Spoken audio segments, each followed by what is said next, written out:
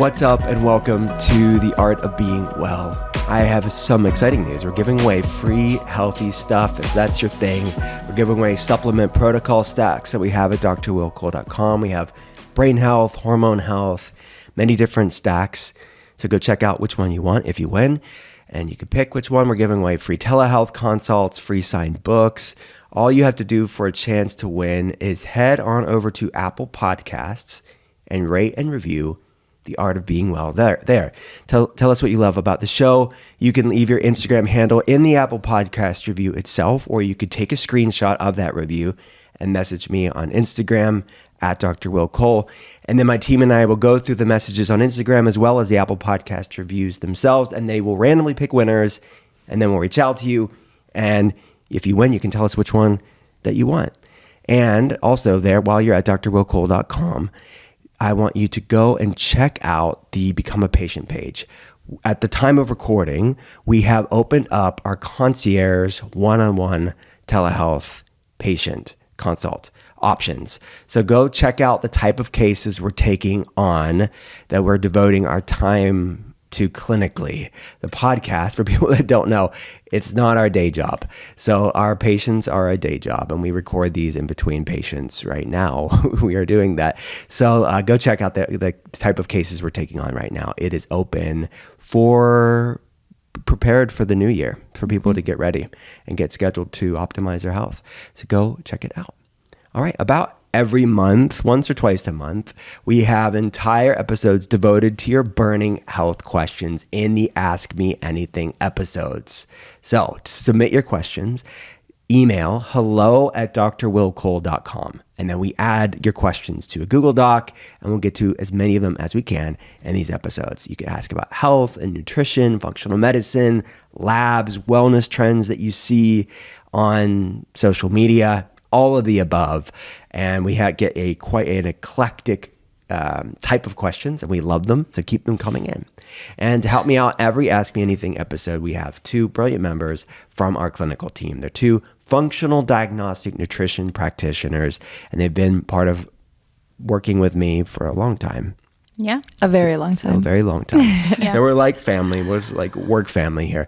But you're going to get an insider's look on functional medicine as a whole. We started the first telehealth clinic in functional medicine over 15 years ago, to give you context. So let's jump. Oh, I'm going to introduce you. I mean, they've known you for 4 years if they listen to the podcast. But Emily and Andrea, what's up? Hi. Hello. Excited to be here, and excited that you got the email correct too. Yeah, I know. Yes. New wow, year, it's new a me. good day. Around the corner. It's my New Year's resolution to remember that dang email. Okay, so let's dive in. So today's going to be kind of a special treat. We're going to get to your health questions, but we're also going to, and this will be an evergreen episode, but we're recording it around the holiday time. So if you're listening to it right when it's released, great. But if not, it could be a gift for anniversary or another holiday or a birthday. Yeah. Any wellness lover or someone in your life that you know it would benefit their life. Day. Yeah. Valentine's Day. I can come up with a bunch of stuff. Like, Yeah. Yeah, exactly. Any reason for me to write a list, which I still do for my mom. Some kids never grow up. Yeah. Hey, I should do that. I wonder if someone would get it if I just made a list. You just give out the list? Like, it's just like subtly? Yeah, we should just post it in the show notes. it would actually be really helpful for me personally if you would give a list. It's so. funny. We're going to post our... Actually, this will be in the notes. It's at drwillcole.com. This will be not our list, but, the holiday guide. Exactly. So my first gift idea for the wellness lover out there is Sunlighten infrared sauna. We use it. We recommend it to telehealth patients clinically for supporting detox pathways. We deal a lot with people that have different methylation and detox impairments, people that have things like brain fog, fatigue, hormone problems, skin issues, people that are dealing with mold toxicity, chronic Lyme. We measure things like environmental toxins on labs. So one of the ways that we're supporting detox is the infrared sauna, which combines light therapy which has musculoskeletal benefits, increased energy, but also the heat aspect of it, like you would with a traditional sauna. The great thing is it doesn't have to get as hot as a traditional sauna, so you can actually stay in there longer. So they have something for everybody. They have what's called the Solo system, which we've recommended it for a long time. That was my first one, and I actually gifted it to Andrea. Yeah, I was going to say, I currently have that in my downstairs family room. And how would you describe it? It's like So the Solo system, what I like about this is a space thing. If I could take up half of my family room with a freestanding one, I would, but I think my kids would be a little upset with me. What I have is the Solo system. The best way I can describe this is it looks like half of a tanning bed on the floor. I know that sounds weird, but that's the best. You know, when you get in a tanning bed, and if you're from the early 2000s, we hear you. This is why you need our help. So it is. Y2K was hard on you, probably. Yeah. GTL, I learned. You did. You used it appropriately, culturally appropriately. I said it the other day in between patients, and I said, am I saying that right? You doubted yourself, but you were right. Yeah. GTL. I never watched the show, so sorry. It's okay. I was too busy like nerding out on health books at that time.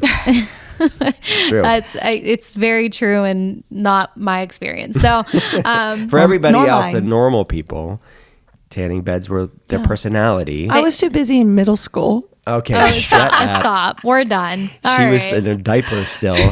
That's what she'd like you to believe, but she was like a couple. Anyways, but like the stickers, like the Playboy bunny stickers at the tanning salon. I wasn't allowed those. Definitely was not allowed to wear those. Yeah, hearts only. Tree. There was also some people did the dolphin. I never understood that one. Yeah, it felt like a lot. No flipper on your little waistband. No. Okay, we're digressing. No one likes dolphins that much. Well, I mean, some people do. Actually, we covered that in a past Ask Me Anything. That was a few years ago. Let's not go there. Let's just say this woman had a lover that was a dolphin. Anyways. But we digress. The Solo system. Back to the Solo system. That's the best way I can describe it, though. But rather than pulling it down over you, you're sliding it up over you. And it's really compact. And it actually does not take up very much really space. Hot. It's oh my effective. gosh, super hot. My husband has to, like what my temperature is and what my teenage son's temperature are two totally different things. But mine, I mean, if you warm that thing up, you're going to be sweating. It's very, very hot. And I have a two bedroom. I have a 2-bedroom infrared sauna. My whole house is eucalyptus. No, 2-person, not 2-bedroom. Infrared. It's the Impulse. There's 2 different main infrared saunas. The Sunlight has the Impulse and the Amplify. My father-in-law actually has the Amplify one. He loves that one. He has the 3-person one, and I have the 2-person. Did I say that right? He has the Amplify 3-person. Yeah. Yes. Mm-hmm. I have the 2-person Impulse. I've tried them both. I love them both. I've tried all 3 actually. The Solo system too. I love it because there's the TV in it, and I can watch my documentaries and your stuff. historical Hulu documentaries and Netflix and YouTube are all on there. So I like it because I could do breath work and meditation, and I do that. But I also, after I'm done, You also have that little foot out. massager thing that you do. I added that in. That's not from Sunlight. Oh, sorry. Yeah. Yeah. So it's like acupressure. Just thinking about your Instagram posts. Yeah. Everybody. Yeah. So that's my take. All of this stuff, by the way, all the things we're going to put we have in our gift guide. It's the 2024-2025 holiday and beyond gift guide for the wellness aficionado. We'll put it in the show notes. Do we have the URL for this? drwillcole.com/holiday-gift-guide. So it's holiday gift guide, but it's the / and then there's 2 dashes in between holiday. The dashes and the slashes and the donors and the. Okay, so we'll put it in the show notes. We'll put it on this episode page at drwillcole.com too. It's easier than it sounds. Yeah, it is.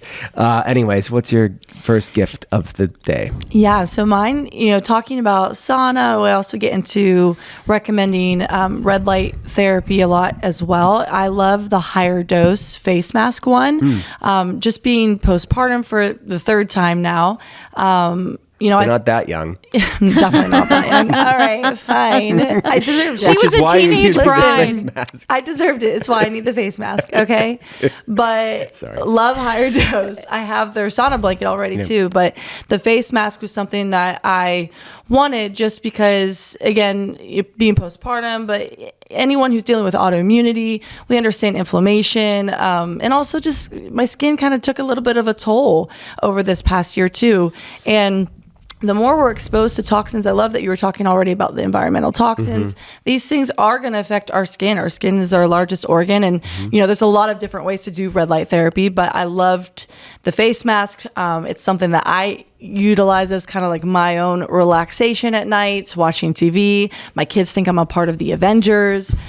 So it's a great tool to have. It's going to help not only with inflammation, but it also skin-wise, is helping with any acne. It's going to help with any type of, inflammatory skin-related issue, dermatitis. And obviously there's other things that we need to do as well, but it was a huge help for me. And so I think that's one of my favorite tools to use. Awesome. Yeah. What's your pick? I'm going along the same kind of train of thought that you guys are. So my first one that I want to talk about is the higher dose PEMF mat. Okay. So as you guys know, I have a great love affair with it, and it is here at work. I posted a stories, Instagram stories today, and people were asking me, what's the thing I was sitting on? Yeah. Yeah. So if Will is ever recording in one of our main common areas at our office, there are two. I actually don't have one at home, which is really sad. Alan, if you're listening, I would really love a PEMF mat at home. You can go to drwilco.com/holiday- and Alan's my husband, not so no other random Allens out there. Just looking for my husband. All the other Allens. Anybody with an Allen. Actually, anybody, truly, if you want to buy this for me. But we have two at the office, and you guys know we sometimes one of us will come in here and we're going to be like, oh, you're already on that. And then the one is big enough though where both Emily and I will sit on it together. Besties. But what I love about it is it's the pulsating electromagnetic frequencies. And so it's not the EMFs that people, they hear PEMF, and I know a lot of people tend to think, oh, EMF is bad. This is pulsating. So it almost, it's pulsed. Yeah. And so what it is and what I love about it is, we spend, to your point, we're a telehealth clinic. We're seeing patients all day, and sometimes I'm here for 10, 11 hours a day. And what I love is that if I can't get outside on our walk, or if it's cold or raining, this is almost mimicking what we experience in nature. And I love that aspect of it. That's very grounding for me. It's warming as well. Because so there's a heat. It's combining infrared heat with PEMF. Yes. So it's the infrared heat, and so that muscles relaxation. Yeah. And it's a bed of heavy crystals. There's crystals all in it as conduits of the light energy. Yeah, I love it. It's just actually it helps me feel de-stressed when I sit on it. It helps me feel more grounded. Obviously it's nice and warm, so when you have the temperature at negative Arctic in here, it's nice to get warmed up from that as well. Cold. Sometimes. But yeah, I would say higher dose PEMF mat. Again, it's one of those ones you're going to invest in, but I think is one that definitely is worth it for an entire family to use. Yeah. All right, cool. Yeah. So we didn't plan that order, but that's a lot of light and frequency. Well, you can tell what we actually truly do love and use. Yeah. All right, my next pick is going to be the Defender Shield phone case. So I have sort of a higher end as my bigger purchase product, an infrared sauna. This is something that really you could give to anybody. It's a phone case, but it's an EMF blocking phone case. And this is on my gift guide as well. It blocks the full range of EMF emissions. It blocks the extremely low frequency. It they have laptop cases as well, tablet cases, of course, cell phone cases, and they use multiple non-toxic, human-safe layers of alloy materials processed for maximum radiation blocking efficiency. So they can really it absorbs it versus it getting into your body and around you. It's going to block the EMF. And most of us are surrounded by EMFs all day long.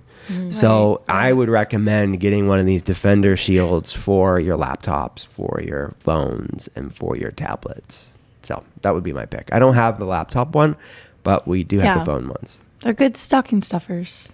Yeah. I would love if, any of my coworkers who maybe got me for for our Christmas party, that if they would like to buy me that's probably at the top of my list. And they actually do independent FCC certified lab testing to make sure it's working. So they actually have a complete report, like third-party tested, which I like that. I love third-party so you know it's working. Yep. It's not just some gimmicky Yep. thing you're seeing on social media. You have the data to show that it is blunting and absorbing EMFs, so you're not getting it, which we've talked about in previous episodes. I'll put it in the show notes, but Justin Friends and I had other experts in the EMF space of how it's linked to many different mitochondrial problems, autoimmune problems, mental health issues. It could be linked to fertility issues in the world. So it's something that I don't want to be hyperbolic about, but it's definitely something that we just want to take measured, not like living in some random, Amish yurt in the middle of nowhere. We have to live in modernity, but how do we do it in a way that isn't so detrimental to our health? And there's tech, devices, wearable things, or phone cases like this that can really, you can still have your cell phone and not be exposed to so much EMFs. You're not going to block it all, but like these are some basic things we can do. I love it. Yeah, it's good. What's your next pick? All right. I feel like I'm going to continue to sound a little bit vain, but it's skincare. So obviously it's important to me, but this one truly is on my list because I've just run out, but ClearStem. I love ClearStem. I first started using ClearStem. I think I got a sample at the first Dear Media events that we went to, and I've fallen in love ever since. But so ClearStem as a whole, I love them. One, because not only are they giving clean skincare, but they also help really just educate people about not just what's in their products, but why they use what they use. There's a ton of skincare out there, right? That market is saturated, but there's a lot of things that people are using blindly, not understanding why that it is clogging their pores, even if it's more of a wellness type of product. Do you know how it actually affects the skin and how it's going to work for your skin in particular? So I'm a huge fan of their skincare line and their education around it. My favorite is the Bright Eyes. So that is definitely my favorite product. What does it do? So it's specifically for under the eyes. It's going to brighten the eyes, but they actually tell you that you can use it on your lips because it has peptides in it, collagen stem cells, aloe in it. So it's really soothing to the skin, but specifically just the more, I don't want to say fragile skin, like the thinner skin. The one's more prone to delicate. That was the word I was looking for. So underneath the eyes, again on the lips, but I've just found that it really has not only brightened, but it's very hydrating too with that aloe. And I tend to deviate more towards drier skin. So again, keep that in mind. But they have products for any skin type, and they actually have a skin quiz that you can take, which I love, because it just is going to help answer questions that you may have, because again, with how saturated the market is, I just feel like it's so easy to feel overwhelmed, frustrated, and you're spending money for quality products, and I want to be able to get it right for my skin type. And I think they have like a starter kit, like you could sample the things with smaller sizes. Kaylee and Danielle, the founders of ClearStem, have been on the podcast twice. I don't know if I told you this, but Kaylee's from Pittsburgh. Oh, what? I didn't know. Yeah. All right. Well, she is. There we go. We were going to record in person the last time they were on, but ended up not working out. But they're great. They're based in Southern California now. I love your products. And my husband, if you're listening, although I buy my own gifts. So Mom, if you're listening, I want ClearStem. Andrea, if you happen to get me for, our Secret Santa, I want ClearStem. You're so ridiculous. We may or may not tell each other who we get. We don't want to tell the rest of the team. They can watch this episode later. Anyways. What's your next pick, Andrea? Mine's actually really simple in the sense of I think that really it could be for anybody on your Christmas list if you really want to look at it that way. But I love the True Dark glasses. The blue light blocking. The blue light blocking glasses. So True Dark is one of my favorites for a couple different reasons. One, the spectrum in which they have the different lens colors. So I have a pair of the like amber yellow colored ones here at work. Everybody makes fun of me because I put them over top of my regular glasses because anybody would make fun of that. I mean, she looks like a crazy person. I look like a nutty professor. I look like I've literally stepped. But hey, I get it from a functional standpoint. Yeah, so I don't have contacts. And so if you want me to see my computer and not say anything weird, I get it. But we're, to your point earlier, you were talking about EMFs, but I mean, we're around a lot of blue light. Yeah, blue light, junk light is what it's often referred to. And I can't get away from it. I'm working and talking to patients all around the world. The way that I do that is through a laptop. And so anytime that I can, I'm using those during the day. Don't have them on now, so you can't see it, but I do wear them during the day over my glasses. And then at night, I love the red lens. And so that has made a huge difference in my sleep.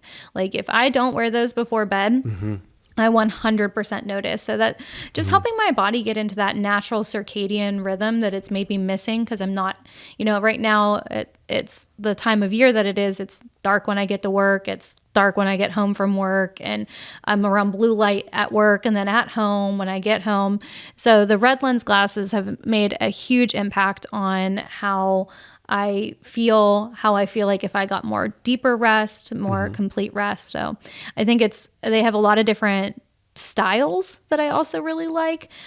Some of them are very biohacking looking, and then some of them are just more stylish, simple frames. And so I enjoy that and appreciate that about their company. Good picks. My next pick is going to be the Jasper Air Purifier, which I love the Jasper Air Purifier. I have had the founder, Mike, on the podcast. He's just he's like a missionary for clean air. And his whole thing is he makes all the Jasper customers become air snobs. I'm like, yeah, I was air snob before, but now really I'm an air snob. Thanks. But it's a wonderful, but it's like it's chic looking. It's like metal versus like plastic. The quality's good. The filtration, he's constantly improving that. So I'm going back to patients and just my own house overall having some water issues in the past. We know that mold can create a lot of issues. People that have food sensitivities, brain fog, fatigue, autoimmune problems. It is ubiquitous, especially if you have different methylation and HLA gene variants. You could be more mold sensitive, which almost 100% of our patients have these specific methylation and HLA gene variants, where it's not healthy for anybody to have like environmental toxins in the house. But some people are kind of the proverbial canaries in the coal mine, where they're reacting and noticing it more than maybe their spouses or roommates or family members. So there's bioindividuality for this. Some people are going to respond more to these environmental toxins like mold and other environmental toxins more than others.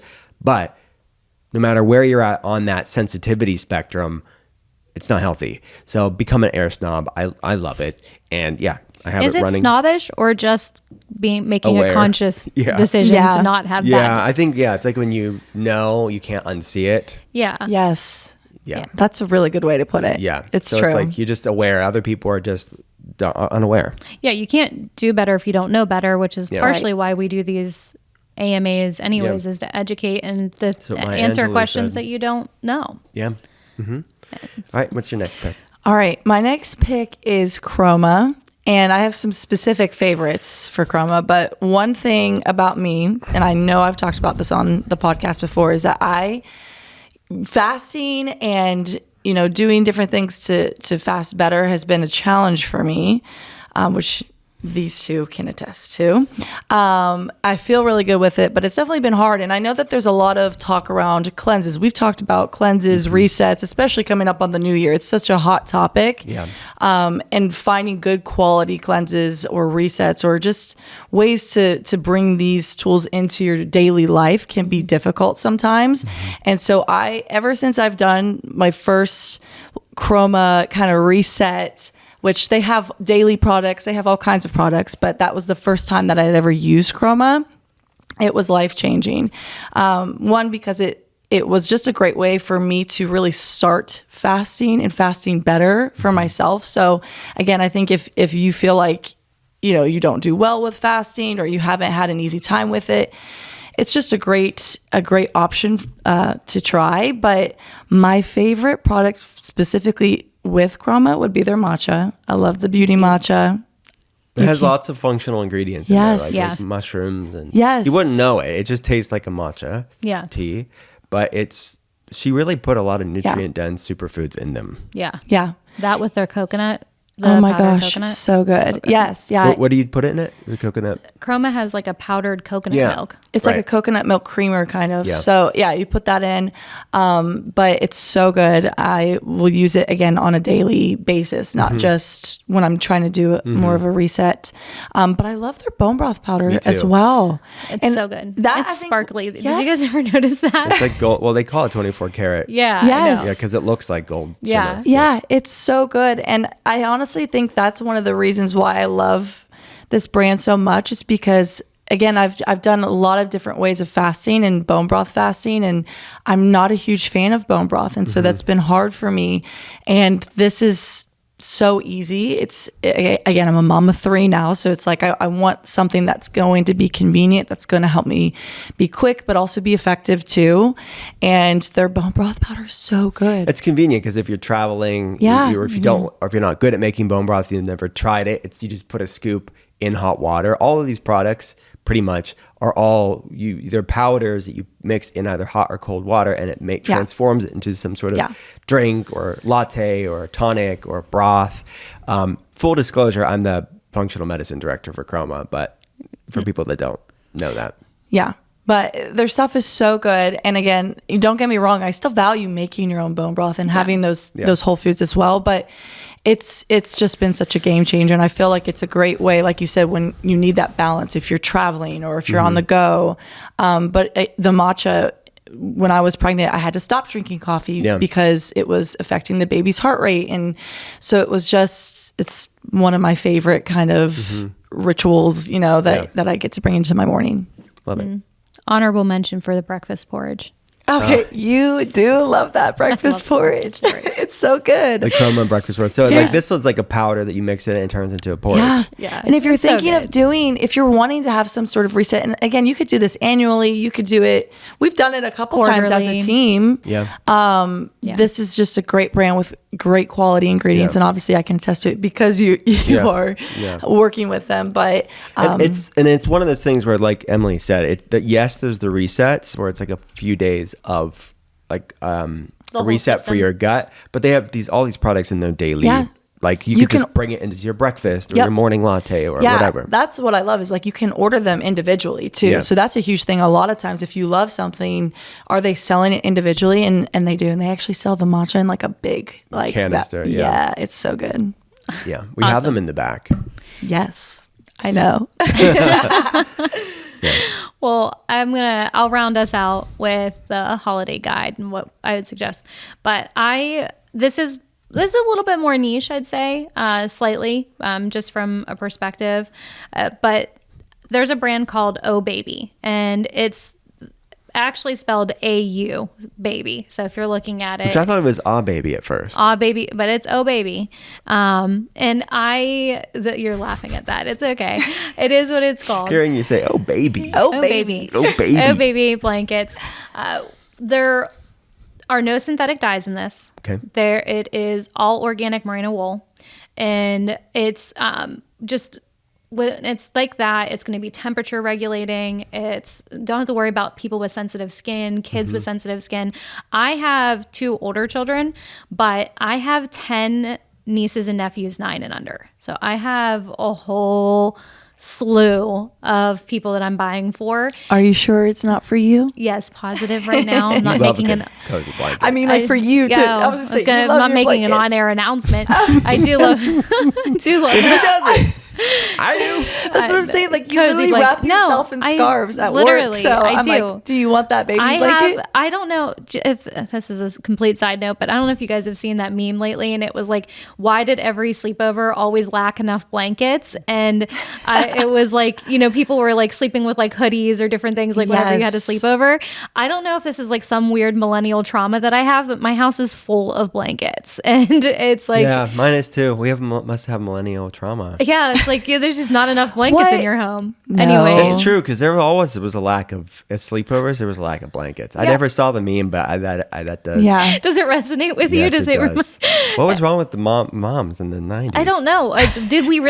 Do I need all the blankets that I have? But you're right. I do love a cozy I feel like blanket. I had enough blankets. I don't know what you guys went Back through. to Michelle being the best mom in the world.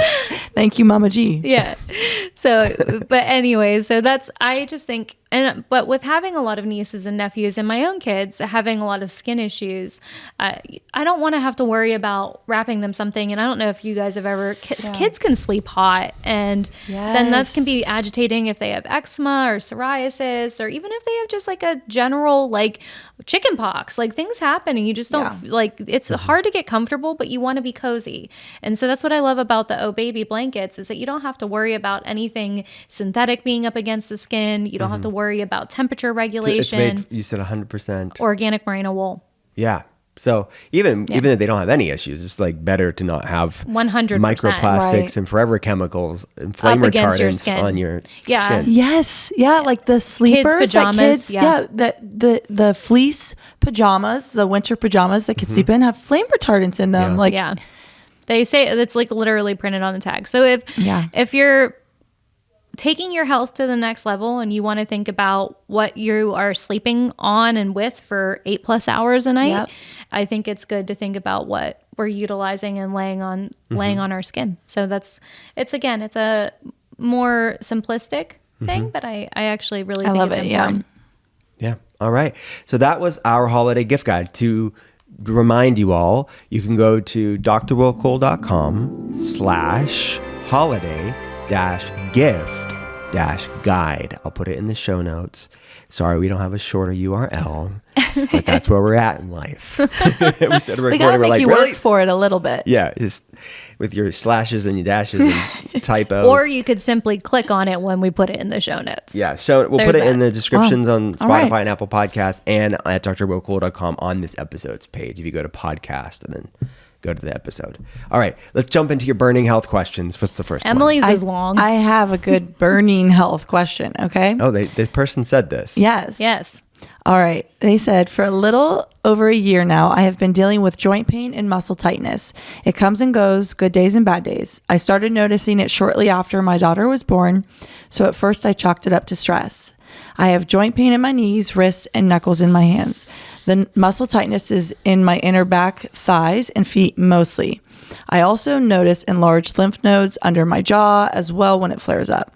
I am seeing a functional medicine doctor locally in a few weeks, and I already had some blood work done, but I'm curious if this is something you've seen before and what your approach would be to finding out what could be going on. So remember, inflammation is not inherently bad. It's a product of the immune system. So the body's giving us a clue as to what's dysregulating or driving those inflammatory flare-ups. And that's where a full health history, labs, context would really illuminate. So 75% of the immune system's in the gut. So we'd want to look at where the predominance of the immune system is. Inflammation's a product of that. So understanding bacterial imbalances, any yeast and fungal overgrowth, increased intestinal permeability, or leaky gut syndrome, that can definitely be, at the very least, a contributing factor to an inflammatory cascade. And we want to get to these sort of upstream root components. So looking at the gut component of that, these inflammatory symptoms, and understanding the immune system as a whole, we would run more comprehensive immune tests, I would assume, based on what I'm hearing. Obviously, a proper telehealth consult would illuminate that. So that's sort of the caveat here. But just spitballing on what you said at the top of my mind, some other immune tests we may run could be things like TGF beta 1, C3A, C4A, MSH. These are a lot of biotoxin contributing factors, things like bacteria, viruses, and mold that can skew those conventional numbers as are inflammatory markers. We'd run the basic inflammation tests too, like high sensitivity C-reactive protein. We would want that under 1. Homocysteine, we want that to be under 7. Ferritin, which is a biomarker for stored iron, but also can spike. Ferritin can spike as an acute phase reactant in states of inflammation. You can see ferritin spike as well. So yes, we'd look at those basic, which are kind of surrogate labs for different types of interleukins, but we'd also want to look at these sort of, I'd like call them biotoxin and inflammatory immune markers, like the ones I mentioned, TGF beta 1 and so on. Some other things we'd look at is an environmental toxin panel. It would look at things like mold, but also look at these environmental toxins that we're talking in today's episode, things like flame retardants, things like microplastics and forever chemicals, PFAS. Those can be irritants. So those are some things that we consider. Now there's hormonal components for many people, especially women with inflammation, the way that estrogen and progesterone modulates inflammation, why certain people can see increased flare-ups at different times in their menstrual cycle. We may want to look at the hormonal gasoline on the fire component there. We want to look at nutrient deficiencies and how, these things that are raw materials for the immune system, things like vitamin D and magnesium and iron, where are they at? Obviously, they're not the causation of these issues, but could they be amplifiers of your symptoms? Certainly when they are deficient. What else did I want to talk about? Those are some of the significant ones. There was one other thing that Lyme comes to mind too. Oh yeah, so that would be under the biotoxin section. So the environmental toxin panel would include a blood test that would look at other types of bacteria, virus, mold, and one of those could certainly be a tick-borne issues like Borrelia burgdorferi, Babesia, Bartonella, but that would be on that array that we would be looking at. So we'd want to look at. Yes, there's an inflammatory component. We know that at this point. Yeah. We will quantify that on the tests with these inflammation tests. But then the bigger question is what's driving the inflammation? Yeah. There's multiple autoimmune screenings that we can run to kind of look at where you're at on the autoimmune inflammation spectrum. Because those chronic infections can trigger autoimmune issues. Right. So the environmental toxins and biotoxins can trigger autoimmune problems. So to be clear, just because it's inflammatory doesn't necessarily mean it's autoimmune, but all autoimmune problems are inflammatory. So we like to distinguish that and give greater context into what's going on there. But those are some things to think about. And then we develop a food protocol, a natural medicine protocol, biohacking protocols, mind-body components, because this isn't a lab, but we talk about things like childhood trauma, chronic stress, things that can be stored in the body on a mental, emotional, spiritual level that we have to integrate protocols into that as well. Yeah. That's not a lab, but it is a questionnaire. It's called the ACE questionnaire, Adverse Childhood Experiences or Events. But those are some things that come to mind. Yeah. Any other thoughts? No, that's everything that you said. Yeah. For me, it's good to understand that you have this symptomology, but our larger question, and if you're going to another functional practitioner, like you mentioned, make sure they're looking at why you're going through it. I mean, until you get to the root cause, and then you have to tear that out because you don't want to throw everything in the kitchen sink at it. You don't want to be overwhelmed by everything that these people can. We've had patients that come here with a laundry basket full of supplements, and they're like, what should I be taking? And I'm like, well, what's even necessary? What do we even need to look at? So I think you answered her question, but I think, anybody who's exploring this type of issue, I would encourage you to ask yourself the bigger question as to why is it happening, and not just addressing the symptomology of it. Yeah. And we have some inflammation formulas. If you didn't run the labs, if you weren't our actual telehealth patient, which you can at this point, you can check the Become a Patient page out. But even if you didn't, if you just want some, I'm pulling up some like DIY, like on your own considerations. We have a formula called Relief that can be really great here. Yes. I recommend Relief, vitamin D3, K2, which is on here, a CoQ10. Yes. You could do the omega fish oil here. And those are some things to consider there. That's just 3 formulas. I mean, if I'm getting super picky, I'd say the magnesium could be beneficial here too. I would totally with the neurological. So Relief, the omega, but we'll put it in the show notes. It's the Art of Being Well supplement line. It's not its own stack. I kind of just curated a stack for you. Yeah. But those are some things that come to mind if you were doing it on your own. Yeah. But look, those supplements, they are 100% effective at lowering inflammation, and you'll see an improvement. Yep. But if it's a biotoxin, if it's an unhealthy gut, if it's some other issue that we're talking about, that's where labs and proper need to look further, clinical workup would be appropriate. Well, this would be getting your head above the water and addressing some of the inflammatory issues, but then we still have to dig deeper. Yeah. It just doesn't mean you have to suffer in silence just because we need to get to the root, but those were all great recommendations. I agree. All right. What's the next question? Next question. Okay, mine's short. Should we be worried about coconut oil clogging our arteries like traditional doctors and surgeons warn?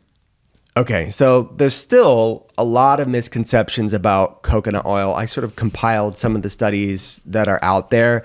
But first of all, coconut oil is high in saturated fat. So this is really a conversation around saturated fats as a whole and the diet heart hypothesis. And do foods that are high in saturated fat, do they increase cholesterol? And even if they do, does it matter is really the question.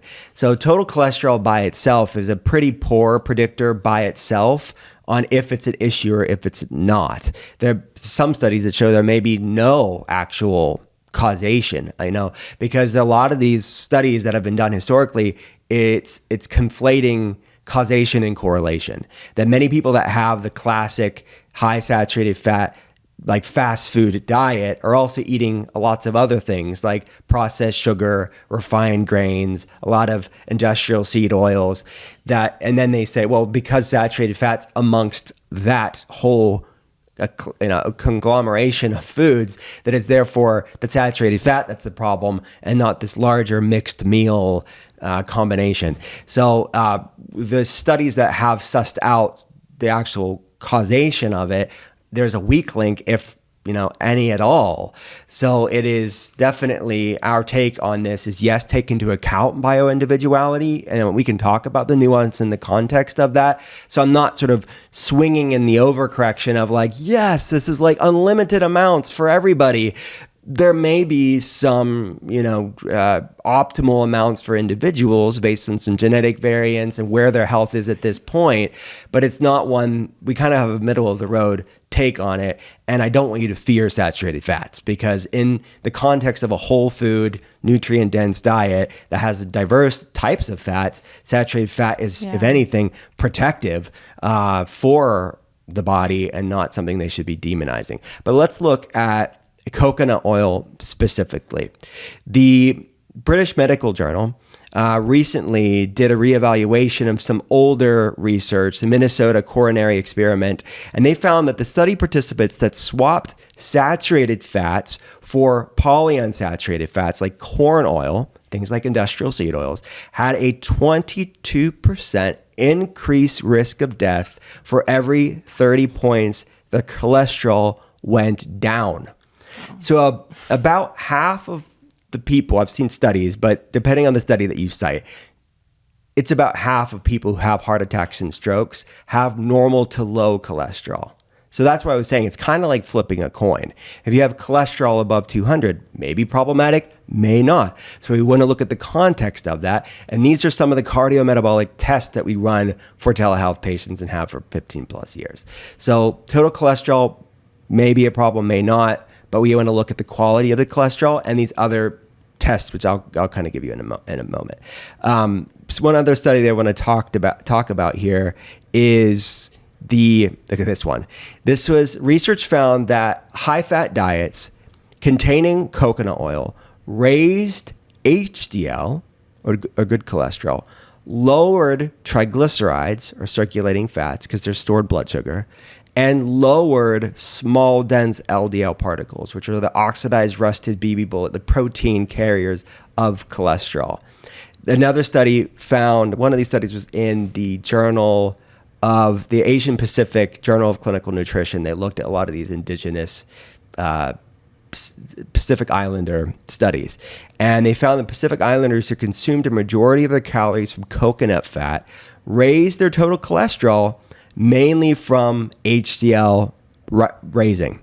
Another meta-analysis published in the British Medical Journal found no association between increased saturated fat intake and heart attack, stroke, and death risk.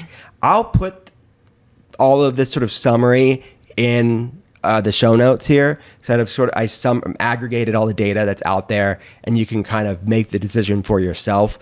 I'll just give you my take on it as someone that looks at labs 10 hours a day for the past 15 years, is that there is bioindividuality to the topic. And we definitely do tell telehealth patients, some that go hog wild on the coconut oil, we do see it spiking some high, small, dense LDL particles, which those are protein again. They're protein carriers of cholesterol that are inflamed. They're like oxidized inflammatory markers, small, dense LDL particles. You would get this on what's called an NMR test, or nuclear magnetic resonance. So what's going on there? I tend to look at the studies looking at the gut health. A lot of people that have bacterial overgrowth that they're working on, our patients are working on their gut health, but they are just having too much of these quote unquote liquid saturated fatty acid things like coconut oil mainly, and butter I think could be put on this list as well. Think of like the butter coffees or the coconut oil in your lattes, or having just more butter and ghee and coconut oil throughout the day, that it is increasing, like there's studies that show that those type of liquid fats increase endotoxemia. So lipopolysaccharides are bacterial endotoxins that are in the gut, but when somebody has high of these liquid saturated fat oil type things, they are increasing inflammation because of that. So it's not the fat by itself, it's the fat's interaction with their gut health status. So our goal here and what we recommend, and we'll see the needle move in the positive direction as far as labs are concerned. Okay, don't avoid it entirely, just cut it down. And if you want to sort of overcorrect, you could cut it out for a time and really be like a clear N of 1 experiment and compare and contrast data. You could do that, but oftentimes it's not needed. Sometimes it's just cutting it back, diversifying your fat, increasing your protein, increasing fiber-rich fruits and vegetables, and that's going to blunt some of the absorption into the bloodstream too. So it's just modification of foods and maybe slight decrease of things like coconut oil for some people. For many other people, I see what these studies said is that it improves HDL, it lowers small dense LDL particles, it lowers triglycerides, it improves all cardiometabolic lab markers. So I would say that's generally our experience. I won't speak for them, but but for sure, some people can overdo it. But as their gut heals, then they typically can increase it with no problem. What do y'all think? I feel I 100% agree. I feel like most of the time when we're going over labs, people are shocked actually of like, oh wow, like look how much this improved. Yes. And the variety, the diversity is key, like you said, because we're not teaching people just to have one thing and to obsess over that one thing. Your gut cannot function without diversity and diversifying your foods. And that goes for your healthy fats too. Yeah. And there are a lot of times where, hey, cholesterol or coconut oil won't work for someone, but it's not just because it's bad. It's because maybe digestively, or maybe because of their gut health, or maybe, yes, we have seen it, increase some lab markers, but it doesn't mean that we say, hey, you have to automatically cut this off. You can never have it again. That's just, healing is not an all or nothing process. And that goes to the same for these foods too. And I think that a lot of this process, and Andrea, I know, can attest to this as well as you, Dr. Cole, is that we have to teach people sometimes to unlearn before we can even relearn the things that we want to tell them and show them. And showing them labs can be very helpful in that process. Yeah. And I don't want to belabor this point too much because I know we did a podcast on it previously, but I mean, you have to look at everything. If you're just looking at your cholesterol markers and you're not taking into account your thyroid when you're considering cholesterol clearing ability, those things are often blow people's minds when they're like, well, my doctor always told me that this had nothing to do with it, and it absolutely does. I mean, you have someone with low T3 that can inhibit the body's ability to clear cholesterol efficiently. And so it's, to me, to demonize coconut oil the way it has been, again, you're right, bioindividuality, so important. Understanding someone's specific needs and what works for them and doesn't, absolutely important. But I can't tell you how many times we've looked at labs, and as we improve gut health, as we improve hormone health through that, as long as like I have people they're like bathing in coconut oil, they're using it topically, they're ingesting it, their cholesterol looks beautiful, beautiful. We're looking at that non-oxidized versus oxidized pattern. They're at a lower risk of heart attack or stroke risk. But then there are things to consider too, like the genetic components. ApoE is absolutely something we need to look at and consider as well. And then for people that don't know, it's a genetic variant. So we look at epigenetics, all those cardiometabolic panels like NMR, homocysteine, C-reactive protein, all that stuff, right? Yeah. But the genetic side of it is ApoE gene. There's different alleles or haplotypes. 3, so if someone has a 4/4, they're increased likelihood of having cardiometabolic issues, and it's associated with Alzheimer's too. So it's just slowing the transportation of saturated fatty acids. Right. So it's a component. It's not everything. Yeah.